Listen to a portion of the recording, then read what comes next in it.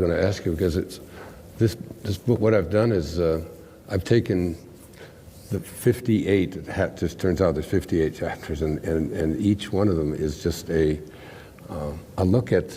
I'm going along this way, and then suddenly I'm making a left turn or a right turn, or I'm doing a about face, and it's like, you know, like the first 5 books that I wrote for the public, I never mentioned the word spirit, God, consciousness, higher awareness. Never was mentioned. I wrote books about psychology and all. They weren't ready. Yeah. And then I wrote a book, and I looked in the index because I was writing this book, looking back at it, and in the next book it was it's called you'll see it when you believe it, and it was there's like 39 references. So when he's saying, in this part, he's saying that he's written books, and in his books he never put anything about the dial, the source, higher consciousness, or anything like that. And she says, oh, they wasn't ready. So basically what she means by that, and what he's talking about, is that sometimes with this information that's out there, such as what I'm talking about here, is that you're going to get a lot of people that's not ready for it. A lot of people that is not on the same page. In other words, they're not on that frequency of understanding it. Sometimes you can be talking to someone about frequency and about metaphysics and quantum physics and so on and so forth. If they're not on that same frequency of understanding it, it kind of just goes right over their head. So this is basically what he's saying, is that he had put some of these things inside. Well, he didn't put them inside his book because of they wasn't ready for it yet.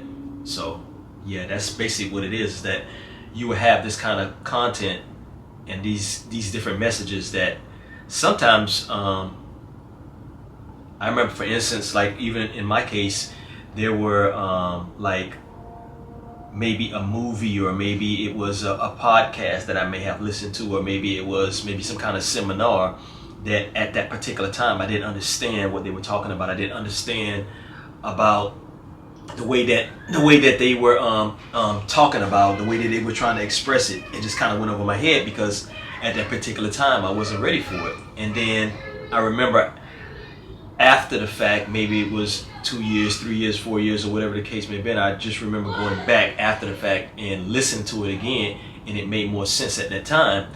And the only reason it made more sense at that time, that at 3 years or 4 years later, is because I wasn't ready for it. And now that I'm ready for it, now it makes more sense for me. So yeah, that's basically what he's talking about. That. And then the next book after that has it in the title. And then I'm giving lectures about it, and it's like, is there some force in there? I mean, I made a dramatic shift one time on the Long Island Expressway. I was teaching at the university in 1976, shortly after the visit to my father's grave. And I was driving down the LIE, and which means lie, and I pulled off to the side. It was something overwhelming, and I was about to be granted tenure at this university. And now everybody was looking for tenure and wanted tenure. Tenure is like, you know, you've got a job here for the rest of your life. You know, you're guaranteed you're going to be staying right here in this office doing the same thing that you've been doing for the last 6 years. And it was like a frightening kind of feeling for me. And I had, how do you turn down tenure? I mean, it was hard to get, I was going to be a full professor. I was going to have a guaranteed job for, you know, and all of this. And I pulled off, and something just was overwhelming. I mean, I actually got flushed. And I got back in the car. I didn't call my family. I drove right to the university, went into the dean's office. Her name was Sarah Fassenmeyer. I said, Dr. Fassenmeyer, I said, this is my last semester. I've written a book. It was called Your Erroneous Zones. I just took it out. I said, I can't take this.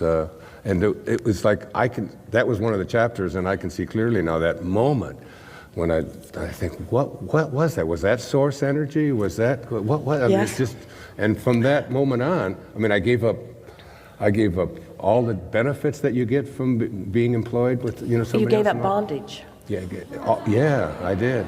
And in the first year that I after I made that decision and allowed that to happen, I made more money in the first year than I had made the previous 36 years of my life. That was just one little aspect of it. That's what we meant earlier when we said that everything that you desire is in your vibrational reality. And the source within you knows where it all is and the path of least resistance to lead you to it.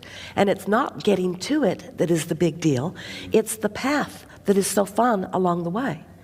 So when you, really quick, so when you came into this physical body, there was that trajectory that we're talking about, that trajectory of well-being. So let's say it's a path of least resistance, but it's one of ease, it's one of fun, it's one of following your bliss, it's one of joy, and most of the world doesn't resonate very well with that because you just look lazy to them.